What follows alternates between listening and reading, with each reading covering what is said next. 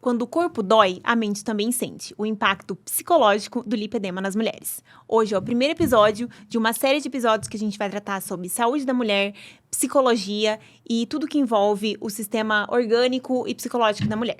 Hoje nós estamos aqui, nada mais nada menos, com a psiquiatra, não é à toa que é a minha irmã, doutora Nicole Storti, e ela está aqui para apresentar e responder algumas perguntas sobre o impacto psicológico que o lipedema tem na nossa saúde, na saúde da mulher, na parte psicológica, e é o que alguns transtornos, até hormonais e psicológicos, causam nesse envolvimento do lipedema.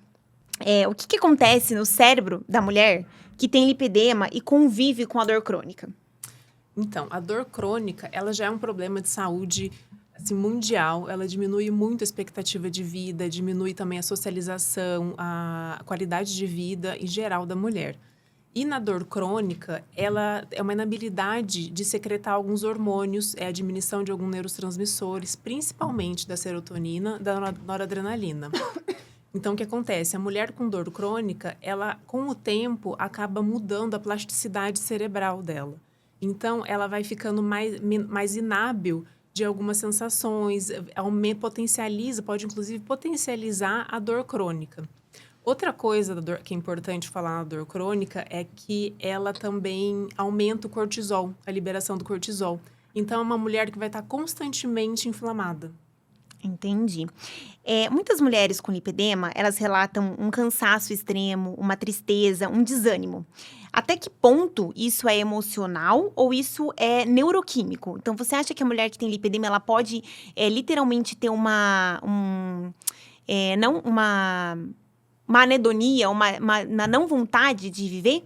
Sim, pode sim. Porque como os hormônios estão mais baixos, principalmente serotonina, noradrenalina, que são responsáveis pelo bem-estar, por essa vitalidade, né, por dar mais energia, então é muito possível, muito provável que seja também que seja neuroquímico, né? Claro, a mulher já pode se ter algum quadro depressivo, ansioso de base. Isso já piora também a dor crônica, né? Porque se ela já tem esses hormônios diminuídos, então é uma inabilidade do sistema em lidar com a dor. Então a dor fica um pouco mais, potencializa mais ainda, né? Mas sim, é neuroquímico. Então assim, esses sintomas que ela está tendo de cansaço, não se refere só à imagem, mas sim é neuronal. Você acha que se a gente introduzir algum tipo de medicação para ansiedade ou para depressão, melhora essa questão do lipedema ou não faz muita questão, porque primeiro tem que tratar a parte psicológica com terapia, com a mudança de como a mulher se vê no espelho ou não? Ou você acha que entrar já com uma medicação que trabalha nessa parte de ansiedade e depressão já melhora logo no início? Melhora logo no início, porque eles aumentam a secreção de serotonina, porque assim, para pacientes com dor crônica, nós temos um protocolo.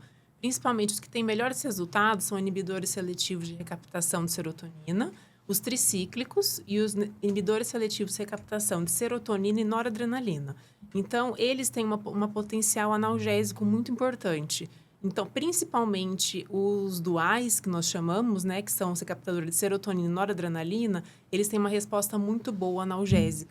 Então, já é protocolo com paciente com dor crônica, fibromialgia, lipedema, nós já entrarmos com essa medicação, que ajuda nos sintomas psiquiátricos, né, e ajuda também na dor. Então, você acredita que num protocolo de uma pessoa que está iniciando o processo de tratamento, o tratamento neuropsicológico já inclui uma medicação? Ou você acha que você consegue tratar sem a medicação e só com terapia, com acompanhamento psiquiátrico, com alguns tipos de treinamento que a mulher consegue fazer no dia a dia sem que entre com a medicação? Porque entenda que talvez a gente comece com várias medicações e a mulher se sinta sobrecarregada de tomar tantas coisas. Até porque tem gente como eu que não gosta de tomar remédio. Então, se eu tiver que tomar um remédio, eu vou acabar não tomando e não entrando mesmo na questão do tratamento. Você acha que dá para tratar com psicoterapia, acompanhado com psicólogo e psiquiatra? Ou você acha que logo de início ela já tem que entrar com medicação?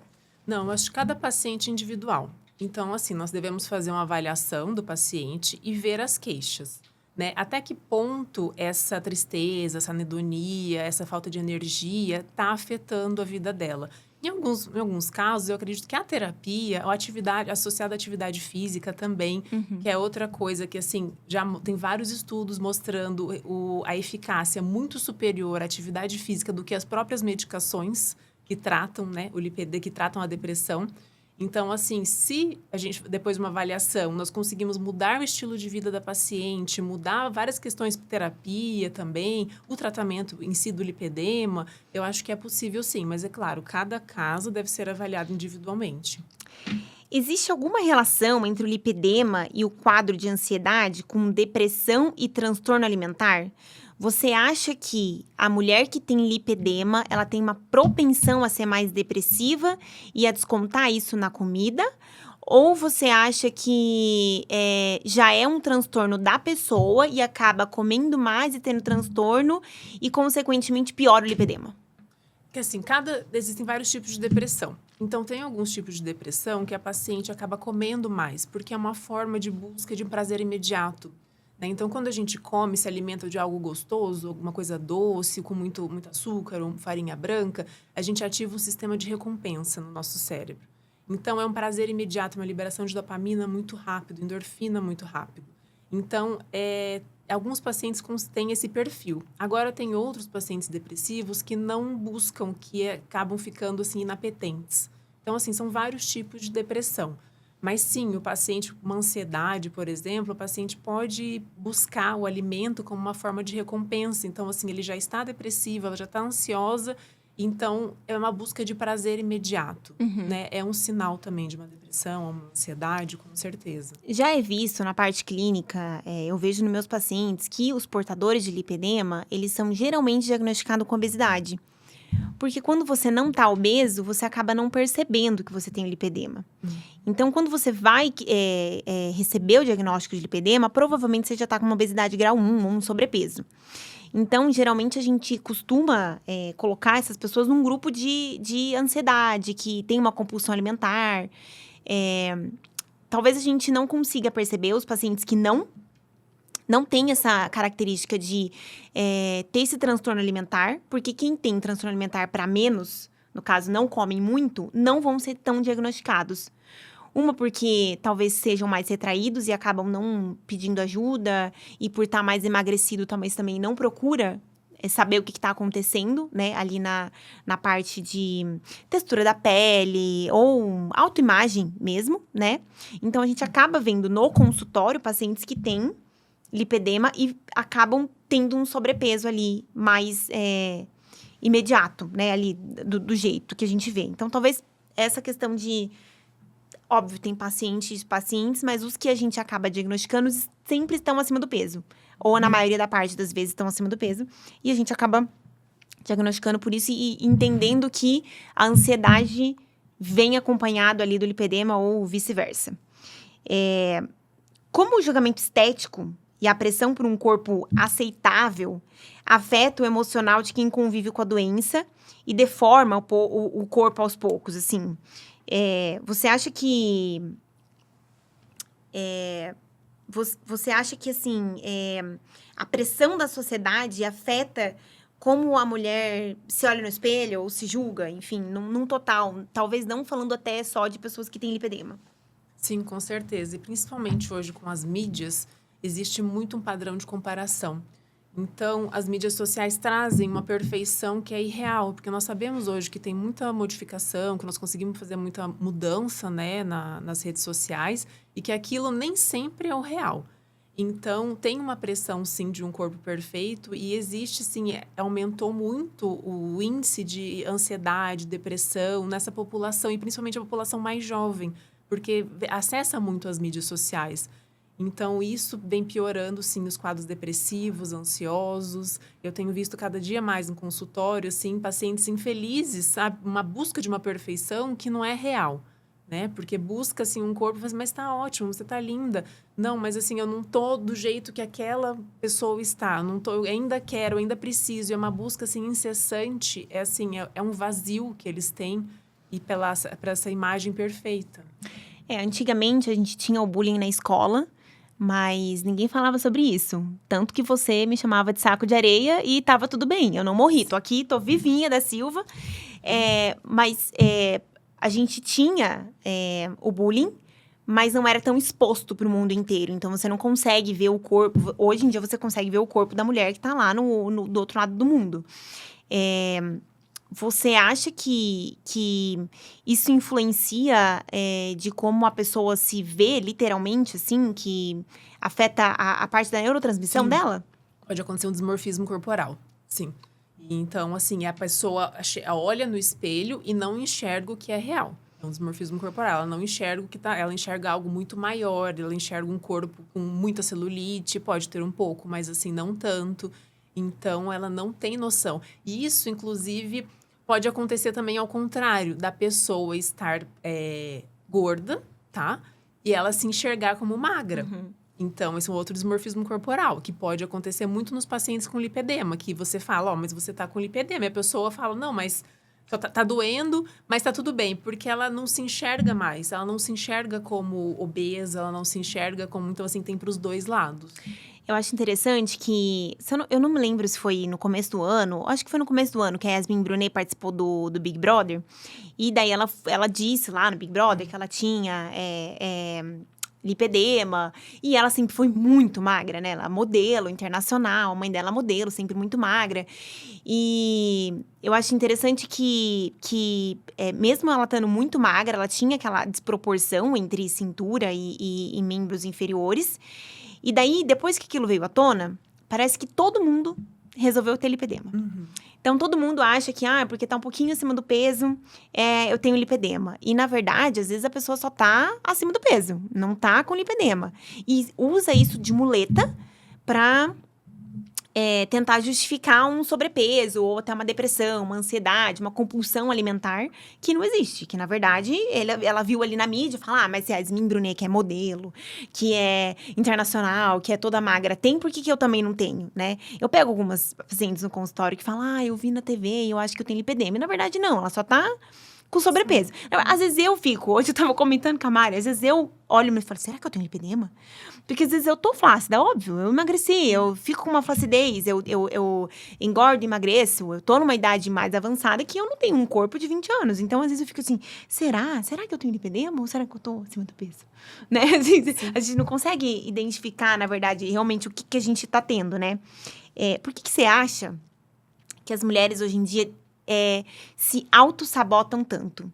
Então, assim, na questão de manter a disciplina, você acha que isso é emocional? Você acha que isso é químico? Ou você acha até que isso é social? Do tanto que a mulher trabalha, ou da responsabilidade que a mulher tem. Aquela história de queimar sutiã ali na praça, eu não quero isso. Eu queria voltar lá e ser mulherzinha, dona de casa. Porque a mulher tem que ser bonita, tem que ser trabalhadora, tem que cuidar da casa, tem que cuidar dos filhos. Você acha que essa autossabotagem vem da questão social? Então, de tudo isso que a gente tá vivendo hoje em dia? Vem da questão emocional, de não conseguir fazer isso? Ou vem de uma questão química mesmo, da mulher de...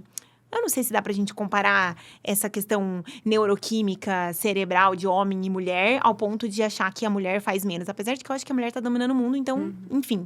Tanto faz isso. Eu acho que vai dar um pau nos homens. Mas a gente tem que ser o sexo frágil e deixar eles fazerem, senão a gente vai fazer tudo. E daí a gente não vai conseguir fazer mais nada. Eu acho que tem, assim, podem ser... Não a questão de homem e mulher, é mais numa questão de... nós entramos na menopausa. Então, existe uma alteração hormonal muito precoce. Isso sim realmente pode ter uma interferência muito grande, porque daí faltam alguns hormônios, né? E daí favorece o aumento de peso, nosso metabolismo diminui testosterona, enfim, é uma gama de hormônios que mexe, né? Que nós somos privadas muito cedo. Então, isso interfere com certeza. Uma pressão social, sem dúvida, porque hoje nós somos obrigados a ser mãe, a ser... donas de casa, a ser profissionais. Então, assim, eu tenho que dar conta dos meus filhos. Eu tô aqui, mas eu tô olhando para ver se a babá não mandou mensagem, para ver se a escola não ligou porque o neném teve febre à noite. Então, assim, você tem que estar bem e tem que estar com uma apresentação ótima durante o dia a dia, porque daí tem consultório, tem que atender, e tem trabalho, tem relatório para fazer. Então, assim, hoje nós temos uma gama. Eu tenho que lidar com a minha casa, então, assim, eu tenho que ir ao mercado. Então, tudo acaba sobrecarregando a mulher. O homem, ele tem algumas funções também, algumas obrigações, mas basicamente ele trabalha, né? E depois volta para casa, ajuda com as crianças. Mas, assim, é muito menos. A nossa pressão é muito maior. E daí, nisso tudo que eu falei, e o tempo? Que horas que eu vou para academia? Que horas que eu vou tirar uma hora para mim, para eu ler, para fazer um skincare? Que horas que eu vou no médico? Que horas que eu vou fazer uma drenagem? Então, assim, nós estamos muito sobrecarregadas.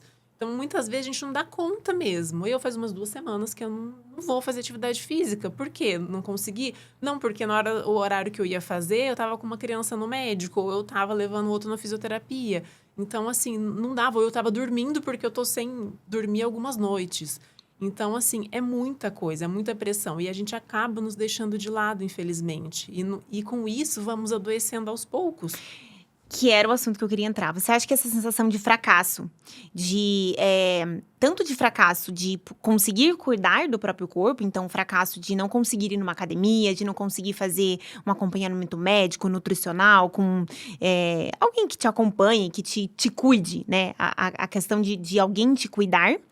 Está levando a quadros mais graves, depressivos, e não uma depressão mais superficial, um quadro grave mesmo de depressão. E como que a gente começa a observar? Por exemplo, se você for observar numa colega, ou mesmo eu observar em você, que é minha irmã, ou observar em outra pessoa, como que a gente observa isso para que a gente se atente e consiga alertar ao colega, a amiga ali, de que isso está se tornando uma coisa mais grave? Sim, pode dar alguns sintomas, assim, são iniciais. Primeiro que é uma falta de autocuidado, você vê que a pessoa já não está mais se arrumando, que ela está mais apática, não conversa muito, não está mais interessada nas coisas que antes ela tinha interesse, assim, gostava de sair, conversar com as amigas, não sai mais, não faz mais nada por ela. Nota que está mais isolada, isso é muito comum também. Começa a se queixar de cansaço, né? Um cansaço não esse normal do nosso dia a dia, mas um cansaço extremo.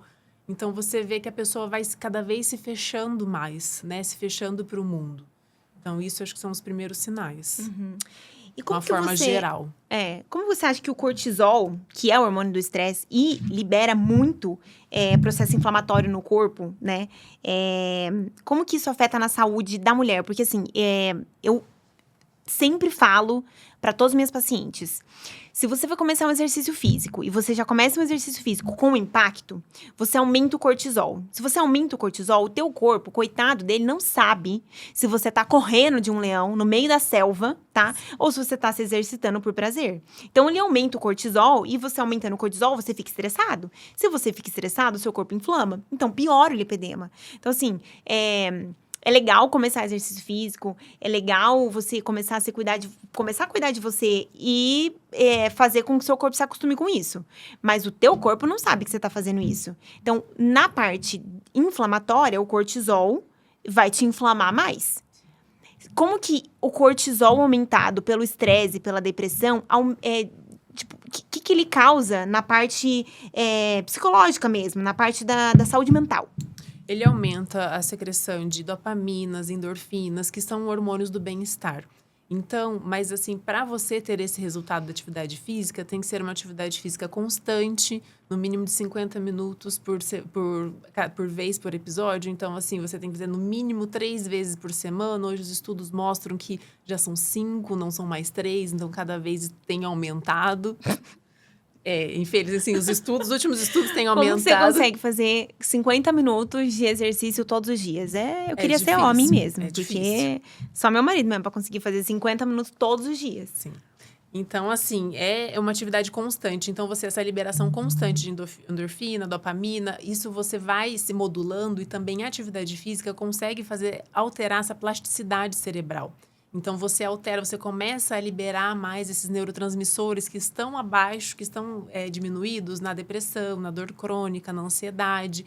Então, assim, vai aumentar a serotonina, a norepinefrina, vai aumentar a dopamina, vai aumentar esses hormônios. E, assim, são resultados que eles são definitivos, porque a medicação, ela depende da medicação estar ali agindo para você aumentar a biodisponibilidade desses hormônios.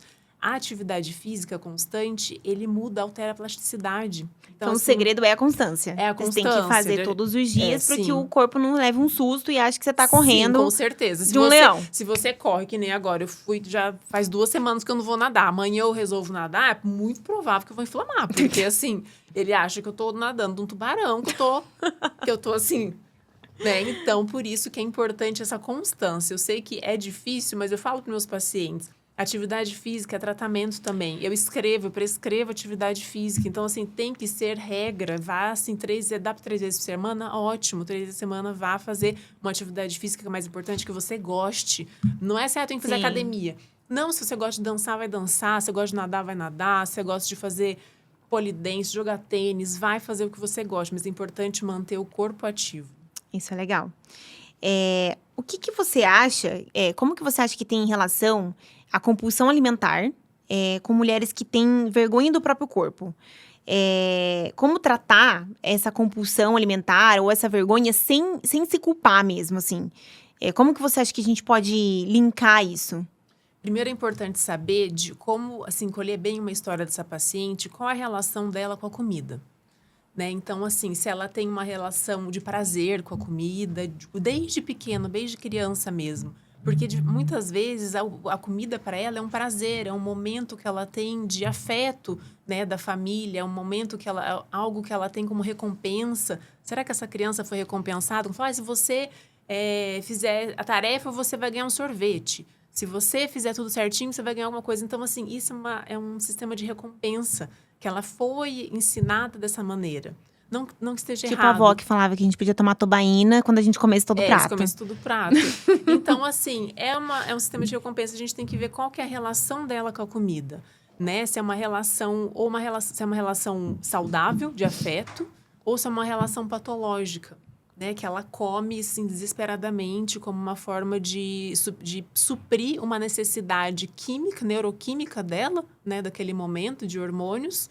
Então, acho que é muito importante ver isso. Mas que, sim, prejudica no tratamento do lipedema, prejudica na autoestima, prejudica, assim, em geral. E como você acha que a gente pode abordar em conjunto o tratamento dessa pessoa? Porque quando a gente vai tratar do lipedema, a gente não vai tratar só da doença em si, a gente vai tratar como um todo. Então, a parte psicológica importa muito. É muito fácil ir lá e prescrever uma medicação que vai tirar a vontade dela de comer, prescrever uma tirzepatida, prescrever qualquer outra medicação, uma bupropiona, que vai tirar essa compulsão alimentar dela, mas que ela não consiga manter isso.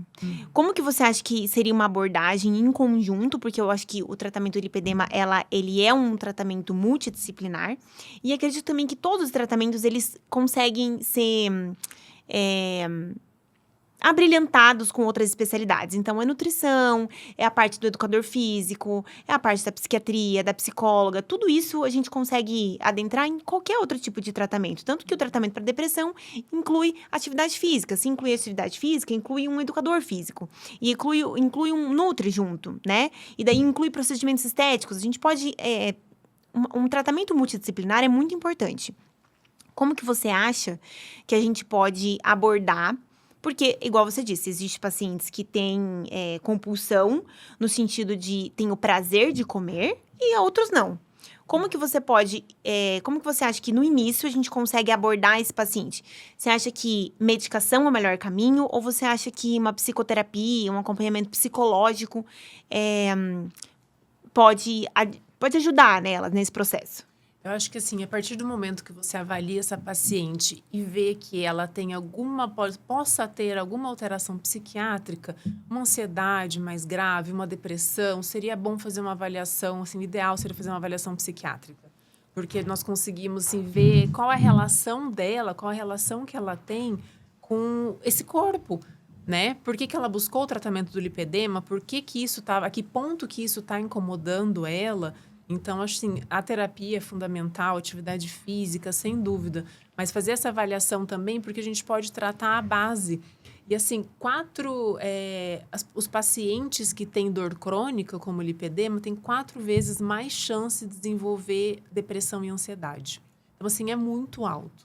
Então, acho que é importante a gente tratar como um todo, multidisciplinar, com mais especialidades, talvez, assim, a psiquiatria fazer um tratamento, nem que seja um tratamento breve, pelo menos para ela sair desse quadro, né? Para a gente conseguir dar uma qualidade de vida, porque não adianta a gente tratar uma dor, tratar estético, e o que causou tá ali, a base tá ali. Então, é importante ela ter esse outro cuidado, né? E não medicar sem fazer essa avaliação também, porque a gente pode desencadear outros transtornos nessa medicação. Entendi. Agora, um tema um pouquinho mais polêmico. Como que você acha que o paciente que tem lipedema, a mulher que tem lipedema, você acha que ela pode ter alteração na vida sexual dela? Tanto na questão da dor, porque dói, o lipedema dói, é uma gordura inchada, é uma gordura que dói ao toque. Você acha que ela tem alteração da vida sexual com o parceiro, ou até quando a mulher é solteira? Tanto pela questão da dor, quanto a questão da vergonha, da não autoaceitação. Como que você acha que o lipedema afeta a vida sexual das pacientes? Sim, a paciente, assim, ela tem uma vergonha de se expor, de expor esse seu corpo, né? Então, tende a se esconder mais, ou tenta ter um comportamento mais evitativo em relação ao sexo, né? Porque tem vergonha, ou, assim, não gosta que rela, porque, como você falou, dói muito. Então, assim, é melhor evitar. Por mais que a paciente tenha libido, tenha vontade, é melhor evitar, porque é se expor mais à dor. Além da dor que ela já sente diariamente, é você se expor mais uma vez à dor, né? Então, eu acho que isso interfere diretamente. Pensando também em outra questão, a ansiedade, a depressão, todos esses neurotransmissores, eles diminuem a libido, né? Então, deixam a libido muito baixa, a serotonina, noradrenalina, então deixa a libido muito baixinha. Então, assim, tem que pensar nisso também, que essas pacientes podem não ter nem libido. Elas chegam nem a querer ter a vida sexual ativa, justamente porque uma não tem vontade, porque a noradrenalina e a serotonina estão baixas, então não querem. E quando chegam ao ato, dói muito ou sentem vergonha. Daí elas não são reforçadas a repetir, porque foi uma experiência dolorosa, não foi uma experiência boa, então elas param ali. E isso piora muito mais o tratamento, porque daí é outro patamar que a gente vai entrar. Entendi. Para finalizar, qual o tipo de abordagem terapêutica pode ser medicamentosa ou até psicoterapêutica? Qual é a abordagem que você acha que a gente tem que iniciar com as pacientes que têm lipedema e apresentam uma sobrecarga emocional? Primeiro, pensar assim, avaliar essa paciente e depois do seu tratamento, da sua avaliação, eu acho que vale a gente fazer um tratamento também como eu falei, alguns antidepressivos, que eles têm um potencial muito grande analgésicos, né? Porque vai reduzir a dor, ajuda na redução da dor e aumenta também, aumenta o prazer, né? São medicações antidepressivas. Os duais são os que são de primeira linha. Depois tem a bupropiona, já é de segunda linha. Mas, assim, principalmente a atividade física, terapia, isso tudo e o tratamento com vascular, com certeza. Então, se a gente for pensar em terapias não medicamentosas, atividade física em primeiro lugar. Sim, com certeza. Junto com a terapia, logo vimos que é um tratamento multidisciplinar. Não adianta a gente querer fazer esse tratamento sozinho. E eu quero que entenda que as mulheres que têm lipedema, elas estão plenamente acompanhadas, elas estão abraçadas por todas essas pessoas. Então, elas se sintam abraçadas, tanto pela terapia, quanto pela parte do educador físico, pela nutri, pelo psiquiatra. Elas têm que se sentir abraçadas. E daí, se mesmo com esses tipos de terapia, da parte emocional, falando em medicamento, a gente pode entrar, então, com medicações para que elas melhorem a parte da compulsão alimentar e melhorem a parte psicológica também, né? Eu acho que, assim, eu sou a maior defensora de tentar tratar sem remédio. Mas se caso precise de uma medicação, a gente vai abrir mão de todas as medicações que forem possíveis e imagináveis para que essa pessoa se sinta bem. Então, se a gente precisar, a gente faz o uso da medicação. É uma ponte para que a gente consiga um tratamento mais eficaz, mas que não seja uma bengala, né? Que não seja uma coisa que a pessoa fique usando ali enfim, só usar e não fazer a parte dela. Com certeza. Sempre falo, o tratamento do lipedema depende muito mais de você, de você, mulher, do que do teu médico. Então, não adianta a gente querer só se entupir de remédio e não melhorar nada. Para finalizar, você tem mais alguma coisa para falar para essa mulherada bonita? Se cuidem, não se cobrem tanto. Nós conseguimos, nós já vencemos. E acho que é isso. Muito obrigada pelo seu tempo, pela sua dedicação. Obrigada por estar vindo aqui. E qualquer coisa que vocês precisem, podem contar com a Nicole. Ela está sempre à disposição. Eu agradeço muito. Foi muito legal ter você aqui comigo. Obrigada. Foi Obrigada. um prazer. Fico à disposição para essa mulherada, se precisar de uma consulta, se precisar descartar, tenho dúvida se estou depressão, se eu tenho ansiedade. Vamos marcar que eu vou ajudar vocês. Foi maravilhoso. Muito obrigada. De Obrigada nada. por ter vindo.